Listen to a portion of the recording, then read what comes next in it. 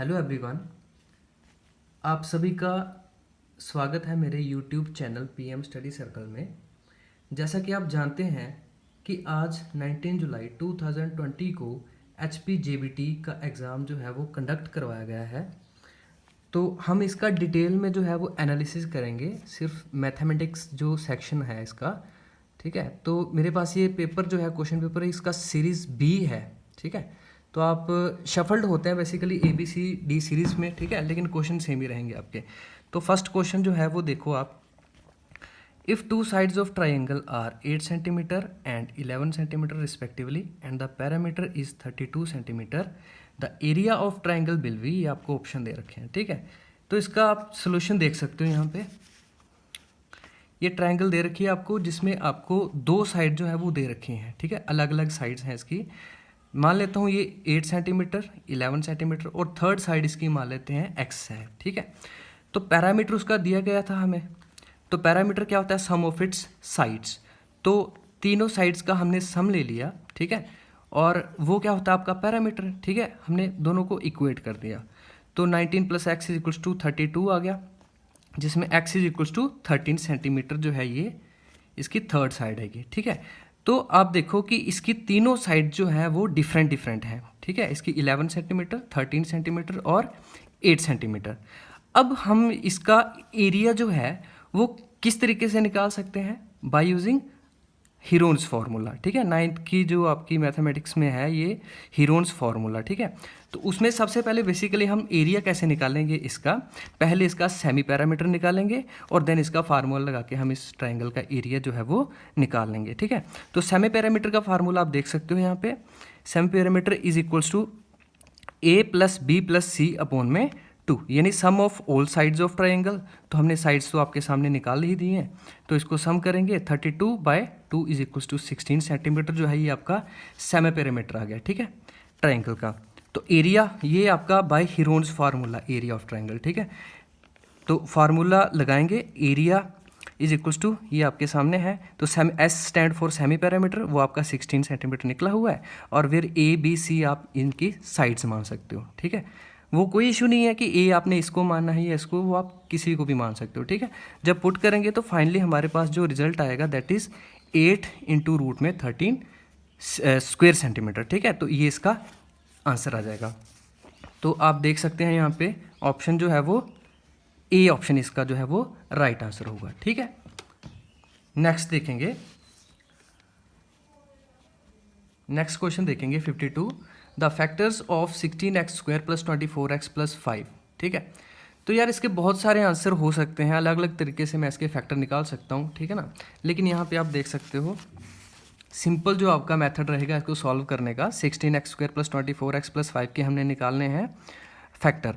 तो मैंने क्या किया, इस 24x को 20x + 4x लिख दिया। ठीक है, वही ट्रेडिशनल जो आपकी अप्रोच है। ठीक है, तो इन दोनों में 4x एज ए मैंने कॉमन निकाल लिया बाहर। ठीक है, 4x + 5 + 4x + 5 ये एज इट इज़। अब देखो 4x + 5 यहाँ भी कॉमन है, यहाँ भी दोनों में से कॉमन निकाल लिया। 4x + 5 × 4x + 1 आपका फैक्टर्स आ गए। ठीक है जी, तो इसका जो राइट आंसर होगा वो आपके सामने 4x + 5 × 4x + 1, that is C is your correct option. ठीक है, नेक्स्ट क्वेश्चन देखेंगे, find the LCM of 8, 16 and 24। इस क्वेश्चन को ऐसे किया जाए तो ये ओरली भी क्वेश्चन हो सकता है। ठीक है, करना क्या है बेसिकली, पहली बात ये LCM stand for least common multiple है ना। तो इसका ऐसे देखा जाए तो बहुत सारे मेथड होते हैं हम LCM निकालने के। ठीक है, बहुत सारे मेथड होते हैं, लेकिन जो एक मेथड मैं आपको बताता हूँ कि जो जैसे हम उसको यूज़ करके हम ओरली इसका आंसर दे सकते हैं। इसमें से बड़ा कौन है? 24। ठीक है, इसके मल्टीपल देखते जाओ। अब ये है कि ऑप्शन में जो 24 का मल्टीपल होगा वही इसका करेक्ट ऑप्शन माना जाएगा। ठीक है, लेकिन जो 24 का मल्टीपल आप करोगे वो इन तीनों नंबर से क्या होना चाहिए? डिविजिबल होना चाहिए। ठीक है, लेकिन फिर भी हम इसको ट्रेडिशन जो अप्रोच है उसी से देखते हैं। देख सकते हो आप यहाँ पे इसका LCM 8, 16, 24। ठीक है, दैट इज़ क्वेश्चन नंबर 54। तो इसका LCM आप ये सिंपल तरीके से निकाल सकते हैं। 48 जो है वो इसका राइट आंसर होगा। ठीक है, तो 48 जो है C is your correct option. Sorry, मैं ये 53rd पहले से 53rd क्वेश्चन करना था, वो देख लो आप फिर से। तो ये बेसिकली सर्ज और इंडिसेस से आपका क्वेश्चन था, ठीक है। 5 raise to whole power 3 divided by 5 3। तो ये बहुत इजी क्वेश्चन था, यहाँ पे आप देख सकते हो इसका सोल्यूशन। इसको भी निकालने के यहाँ पे 2-3 मेथड है, लेकिन मैं सिंपल जो है वो अप्रोच यूज़ करूँगा यहाँ पे। 5 को और होल पावर 3, तो इसको 3 × 2 मल्टीप्लाई करके बेसिकली यहाँ पे ना एक आइडेंटिटी क्या लगी है यहाँ पे formula a⁻m whole power m, तो वो क्या हो जाएगा a⁻m × n, वो वाला फार्मूला यहाँ पे लगा है। तो 5⁻2 × 3 6 आ जाएगा डिवाइडेड बाय 5⁻3। अच्छा, अब या तो मैं इसको सॉल्व कर लूँ 5⁻6 और डिवाइडेड बाय 5⁻3 125 कर दूँ, या फिर यहाँ पे सर्ज एंड इंडिसेस का formula a⁻m divided by a⁻n, इसको मैं क्या लिख सकता हूँ a⁻m - n।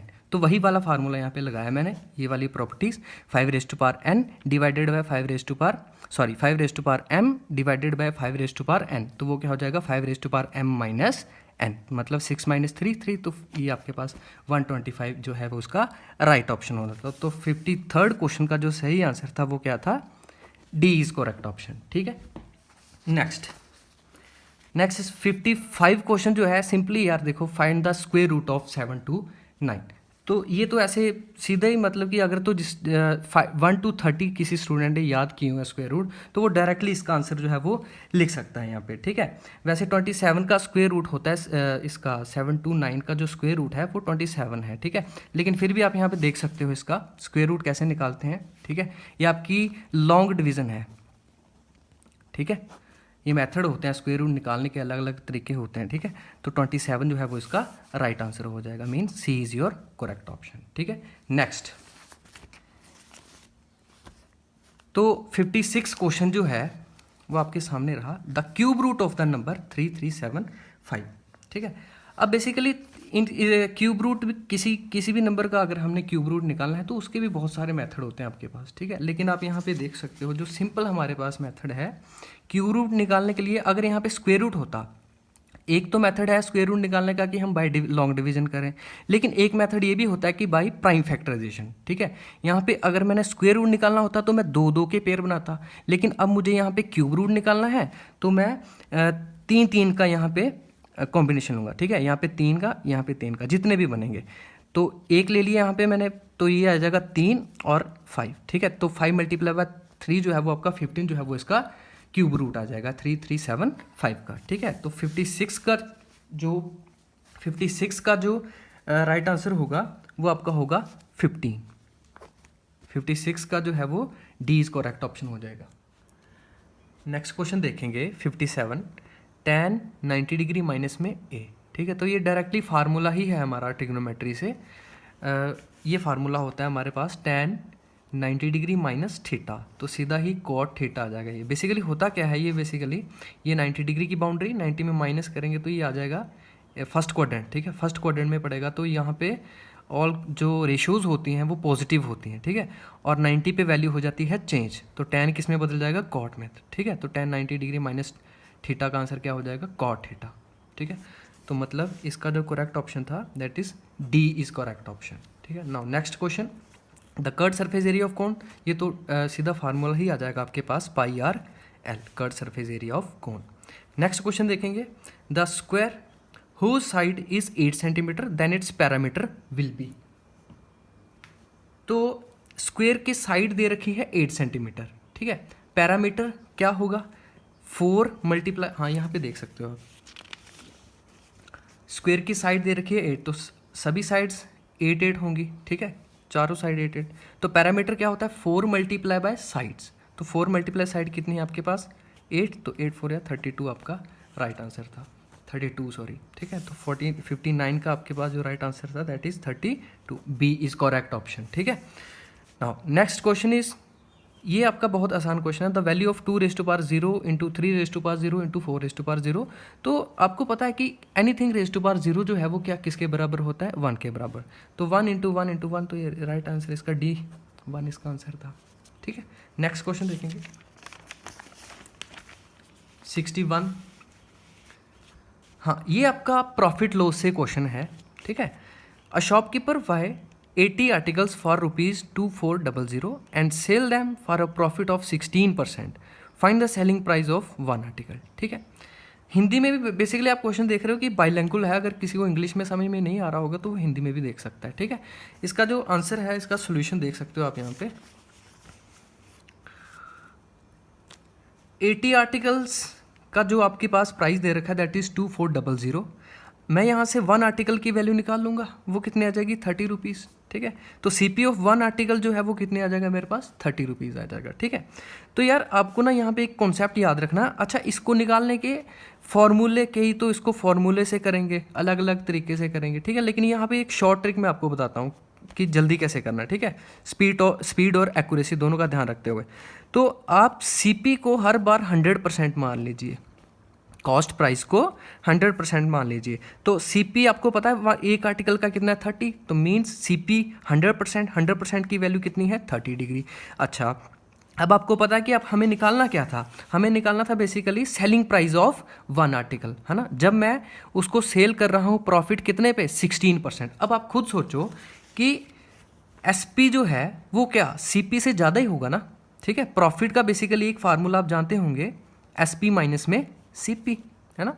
तो यहाँ पे जितना SP दे रखा होगा, तो SP कितना था यहाँ पे, मतलब प्रॉफिट कितना था यहाँ पे, 16%, तो उतना ज़्यादा कर दो आप, 100 में उतना ज़्यादा कर दो। ठीक है, तो 100 से ज़्यादा मतलब कि अगर 100% की वैल्यू 30 है ना, 30 है, तो SP मीन्स 116%। मतलब ये किसको रिप्रेजेंट कर रहा है, SP को, और ये किसको रिप्रेजेंट कर रहा है, CP को, क्योंकि CP को हमने 100% मान लिया और SP को हमने 116, क्योंकि प्रॉफिट जो है वो हमें 16% ऊपर है। ठीक है, तो 116% की वैल्यू मेरे पास कितनी आ जाएगी, 30 डिवाइडेड बाय 100 और इंटू 116। ठीक है, सॉल्व करके जो मेरे पास आंसर आएगा दैट इज 34.80 रुपीज़। ठीक है, तो यहाँ पे जो आंसर इसका था that is D is correct option. ठीक है, नेक्स्ट क्वेश्चन आप देखेंगे, how many sides does a regular polygon have if the measure of N exterior angle is 24 degree. यहाँ पे आपको इसका फार्मूला भी होता है बेसिकली। ठीक है, पॉलीगन्स तो आपको पता ही होगा ना, पॉली मीन्स मैनी, ठीक है, गोन मीन साइड्स। ठीक है, हाँ यहाँ पे आप देख सकते हो इसका फार्मूला डिटेल में। तो exterior angle of regular polygon जो है वो आपके पास ये फार्मूला है। ठीक है, exterior angle of regular polygon 360/n, जिसमें n क्या है, number of sides of polygon. ठीक है ना, तो यहाँ पे आपको बेसिकली साइड्स निकालनी है। ठीक है, एक्सटीरियर एंगल कितना दे रखा है आपको, 24 डिग्री, 360/n, तो इसको करेंगे सॉल्व, तो मेरे पास n जो है वो कितना आ जाएगा, 15। ठीक है, तो मतलब कि यहाँ पे 15 जो है वो साइड्स आ जाएंगी पॉलीगन की। ठीक है, तो 62 का आपके पास D जो है वो सही आंसर आ जाएगा। Next, find the distance between the points A and B। तो ये बेसिकली कोऑर्डिनेट ज्योमेट्री जो है वहाँ से क्वेश्चन पूछा है इन्होंने। यहाँ पे आपका डिस्टेंस फार्मूला लगेगा। जब आपके पास दो कोऑर्डिनेट दे रखे हैं तो दो कोऑर्डिनेट के बीच में आप डिस्टेंस फार्मूला लगा के दोनों के बीच में डिस्टेंस निकाल सकते हो। ठीक है, तो आपको फार्मूला आपके सामने है ये। अगर दो कोऑर्डिनेट हैं तो उनके बीच में जो डिस्टेंस है वो कैसे निकाला जा सकता है, x2 मैं आपको लिख देता हूँ यहाँ पे, x2 अगर मैं इसको x1 x2 मान लूँ, ठीक है, और इसको y1 y2 मान लूँ, तो जो डिस्टेंस जो है वो कैसे निकलेगा, y2 माइनस y1 का whole square plus x2 minus x1 का होल स्क्वायर। ठीक है, सॉरी यहाँ पे मैंने थोड़ी मिस्टेक कर दी, यहाँ पे x1 y1 होना था कोऑर्डिनेट और यहाँ पे x2 y2 होना था। ठीक है, y2 माइनस y1 का whole square plus x2 minus x1 का होल स्क्वायर का रूट हो जाएगा यहाँ पे। ठीक है, तो ये फार्मूला लगा के यहाँ पे आंसर जो है वो मेरे पास यहाँ पे आ जाएगा। ठीक है, 2 इंटू रूट में a square plus b square, तो 63 का जो राइट आंसर होगा आपके पास D जो है इसका सही आंसर होगा। ठीक है, नेक्स्ट देखेंगे आप, ये ट्रिग्नोमेट्री से क्वेश्चन पूछा गया है, एप्लीकेशन ऑफ ट्रिग्नोमेट्री से 64 जो क्वेश्चन है। ठीक है, from the top of a 7 metre high building the angle of elevation of the top of the cable tower is 60 degree and the angle of depression of its foot is 45 degree, determine the height of the tower. ठीक है, तो आप यहाँ पे इसको detail में देख सकते हो। यहाँ पे मैंने ये पूरा टावर मान लिया इसको। ठीक है, यहाँ से लेके EC जो डिस्टेंस है यहाँ से लेके यहाँ तक ये पूरा टावर है। ठीक है, और यहाँ पे ये AB जो है ये बिल्डिंग की हाइट मान लेता हूँ मैं। ठीक है, 7 सेंटीमीटर, ये 60 डिग्री और 45 डिग्री एंगल ऑफ एलिवेशन दे रखा है और ये एंगल ऑफ डिप्रेशन। ठीक है, तो यहाँ पे अल्टरनेट एंगल, अगर ये एंगल 45 तो ये भी एंगल 45 डिग्री होगा। ठीक है ना, तो यहाँ पे देखो मुझे बेसिकली हाइट ये वाली निकालनी है EC, तो EC जो है वो किसके बराबर होगा, ED प्लस में DC, ठीक है। तो पहले बेसिकली मैं यहाँ पे DC की हाइट निकाल लेता हूँ, ठीक है। वो बेसिकली अगर यहाँ पे 7 मीटर है, ठीक है, यहाँ पे देखते हैं हम कैसे निकले, ये 7 मीटर है तो ये भी 7 मीटर होगी, ठीक है। यहाँ पे बेसिकली हम लगाएंगे क्या, ये आपके पास एक राइट एंगल ट्रायंगल बन रही है ABC, ठीक है। तो यहाँ पे आ जाएगा tan 45, एंगल आपका कितना बन रहा है 45 डिग्री, ठीक है, एंगल ऑफ एलिवेशन। तो tan आपके पास किसके बराबर होता है, P/B, ठीक है। तो यहाँ पे आपके पास परपेंडिकुलर कितना है 7 अपॉन में BC की वैल्यू जो है वो आपके पास वो हमें फाइंड आउट करनी है, ठीक है। तो tan 45 की वैल्यू हमारे पास होती है 1, तो BC की वैल्यू कितनी आ जाएगी 7 सेंटीमीटर। अगर BC आपका 7 सेंटीमीटर है तो AD भी आपके पास कितना होगा 7 सेंटीमीटर, ठीक है ना, इम्प्लाइज दैट, क्योंकि दोनों बराबर हैं आपस में डिस्टेंस, ठीक है। तो मेरे पास जो AD है ये वाला आ गया, ठीक है। अच्छा, अब हम AED, ठीक है, या ADE, ये भी एक राइट एंगल ट्रायंगल बन रही है, यहाँ से मैं ये वाले डिस्टेंस निकाल सकता हूँ, ठीक है। यहाँ पे भी मैं tan की रेशियो यूज़ करूँगा, tan 60 जो है वो किसके बराबर आ जाएगा, P/B। तो tan एंगल कितना है 60, तो tan 60 की वैल्यू ED अपॉन में DA, तो ED अपॉन में AD जो है वो किसके बराबर आ जाएगी रेशियो मेरे पास, AD आपने अभी निकाला था यहाँ पे 7 सेंटीमीटर, ठीक है। तो ED जो है वो किसके, अच्छा, tan 60 की वैल्यू आपके पास होती है √3, ठीक है।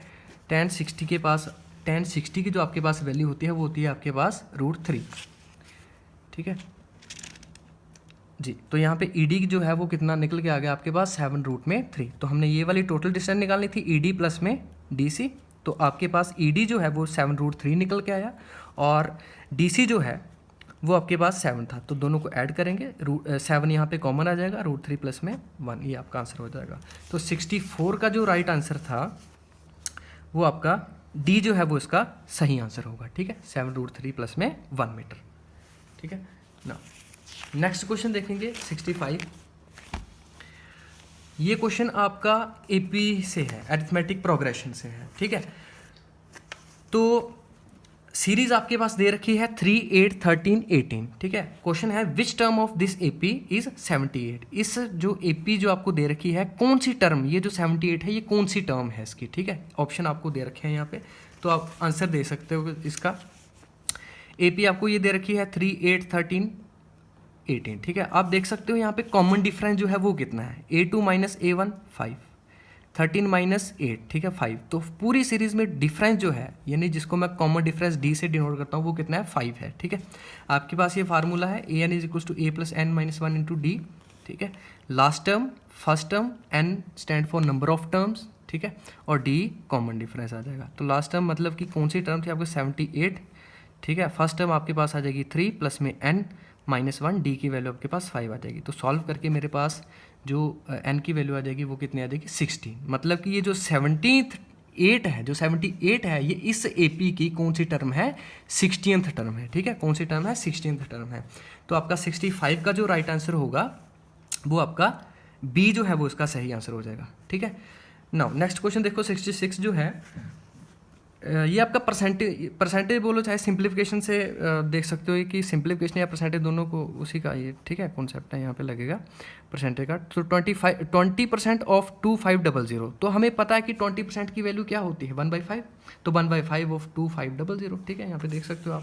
तो 20% ऑफ 2500 तो 1/5, क्योंकि 20% को मैं क्या लिख सकता हूँ 20/100, ठीक है। सॉरी यहाँ पे 20 था, 20 0 से 0 1/5। तो मैं इसको सॉल्व ऐसे नहीं करूँगा, यहाँ पे 20/100 नहीं लिखूंगा, सीधा याद रखना कि 1/5, तो 1/5 × 2500 आपके पास 500 जो है वो इसका राइट आंसर आ जाएगा। तो 66 का जो है वो आपका C जो है वो सही आंसर होगा, ठीक है। नेक्स्ट देखेंगे 67 जो है वो इसका डायरेक्ट ही फॉर्मूला है वॉल्यूम ऑफ कोन का 1/3 πr²h, ठीक है। तो B इसका जो राइट आंसर हो जाएगा। नेक्स्ट क्वेश्चन आप देखेंगे यहाँ पे, If 15 workers can build a wall in 48 hours, how many workers will be required to do the same work in 30 hours? ये बेसिकली आपका टाइम एंड वर्क जो है उससे क्वेश्चन पूछा गया है, ठीक है। यहाँ पे आपका फार्मूला जो है वो कैसे लगेगा, ये फार्मूला होता है MDHEYW = ठीक है 1, ठीक है। तो बेसिकली यहाँ पे ये M stand for number of mans या नंबर ऑफ वर्कर्स बोल सकते हो आप, या number of children, number of women, कुछ भी जैसा क्वेश्चन में दे रखा होगा, ठीक है। D stand for number of days, ठीक है। एच आ जाएगा आपके पास टाइम जो आर में होता है, और ई आपके पास आ जाएगी एफिशिएंसी। एफिशिएंसी मीन कि 1 डे वर्क उसका कितना है, ठीक है। और डब्ल्यू आ जाएगा टोटल वर्क, ठीक है।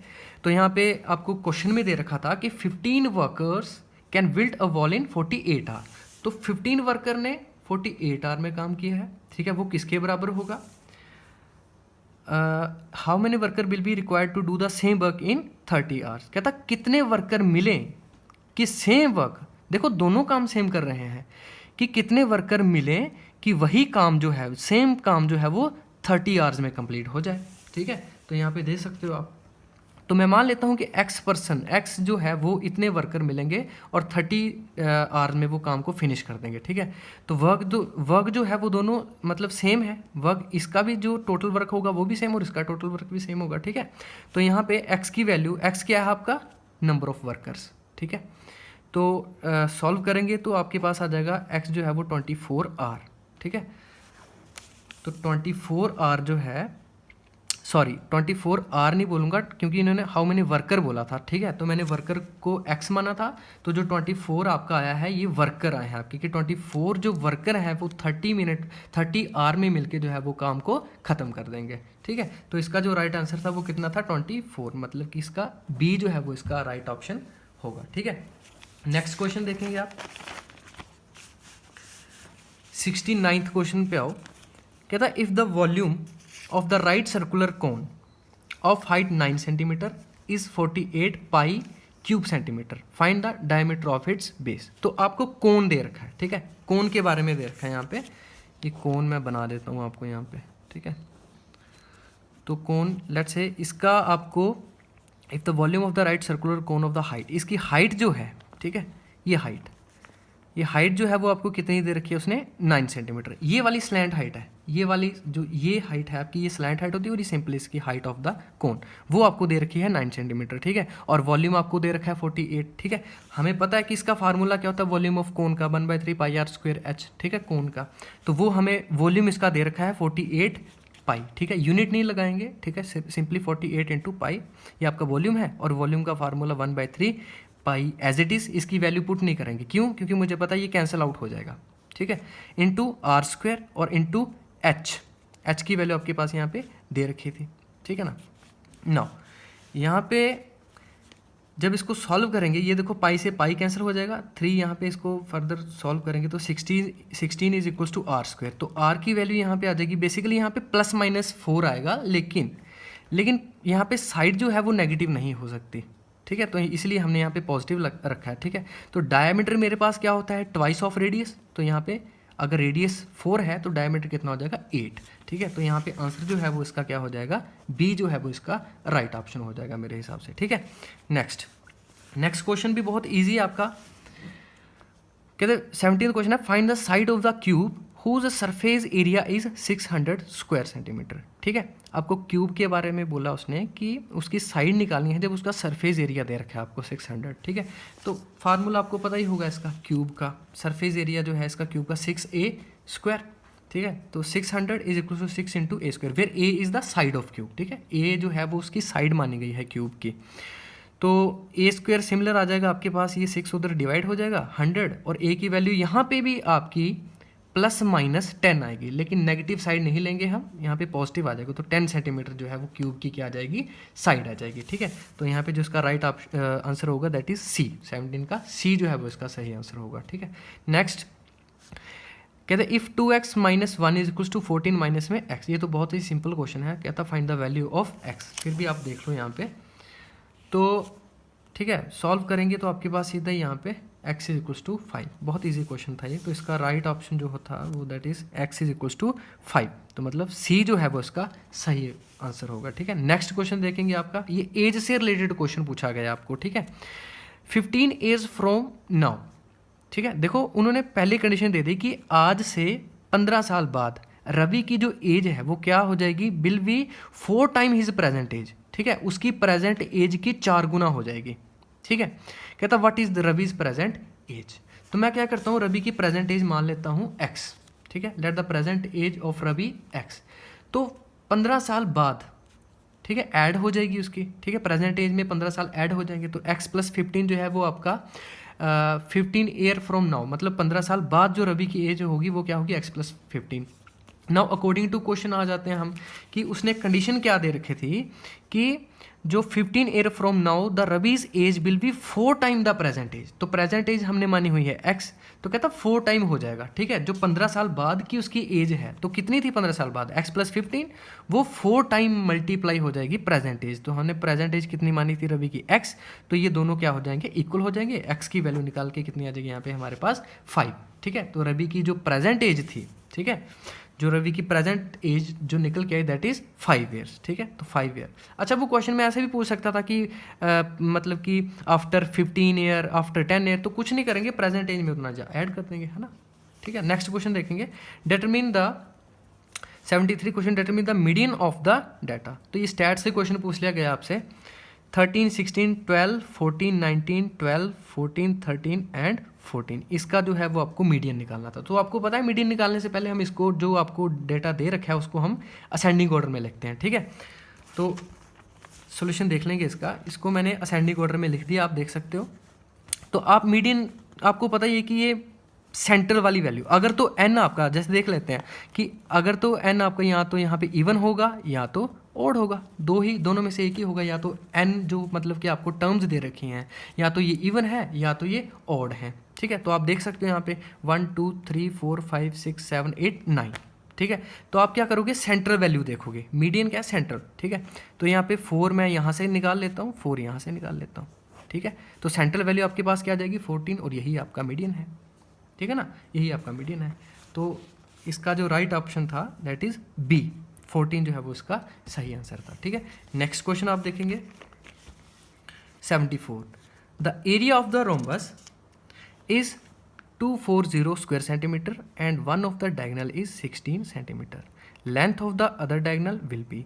तो कहता है कि रोम्बस के बारे में बोला उसने। अब आपको पता है कि रोम्बस का जो एरिया है वो क्या होता है, रोम्बस का जो एरिया है वो होता है 1/2 into product of its diagonal, ठीक है, प्रोडक्ट ऑफ इट्स डायगोनल। तो आपको एरिया दे रखा है 240 और एक डायगोनल दे रखा है, ठीक है, और दूसरा निकालने को बोला उसने, ठीक है। तो वैल्यू पुट कर देंगे यहाँ पे, सॉल्व किया तो जो दूसरे आपका जो डायगोनल है उसका जो लेंथ आई वो कितनी आई, 30, ठीक है। तो यहाँ पे आपका आंसर जो हो जाएगा वो कितना आ जाएगा, 30 सेंटीमीटर, ठीक है। लास्ट क्वेश्चन आप देखेंगे 75, the total surface area of a hemisphere of radius 10 centimetre, ठीक है। कहते जी हेमिस्फेयर का आपको total surface area, the total surface area of hemisphere of radius 10 centimetre, हाँ, उसका टोटल सरफेस एरिया निकालना है हेमिस्फेयर का, जब उसकी रेडियस जो है वो कितनी दे रखी है, 10 सेंटीमीटर। तो आपको पता है फार्मूला क्या होता है इसका, total surface area of hemisphere 3πr²। तो आपको रेडियस दे रखी है उसने, ठीक है। तो वैल्यू पुट करेंगे, लेकिन पाई की वैल्यू यहाँ पे उसने मेंशन किया है स्पेशली 3.14 करनी है, ना कि 22.7, ठीक है। तो 3 इंटू ये किया सॉल्व, तो मेरे पास जो इसका जो टोटल सरफेस एरिया आ गया दैट इज़ 942 स्क्वायर सेंटीमीटर, ठीक है। तो आप देख सकते हो हमने डिटेल में जो है हर क्वेश्चन जो मैथ्स का एनालाइज किया हमने। तो अगर मैं क्वेश्चन पेपर का लेवल देखूँ तो यहाँ पे इजी टू मॉडरेट बोल सकता हूँ और इजी बोल सकता हूँ, क्योंकि एक दो क्वेश्चन भी मुझे ऐसे नहीं लगे कि जो थोड़ा सा डिफ़िकल्ट होंगे, ठीक है। तो अगर आपको वीडियो अच्छी लगी हो तो प्लीज़ लाइक, शेयर और कमेंट करें, ठीक है। थैंक्स।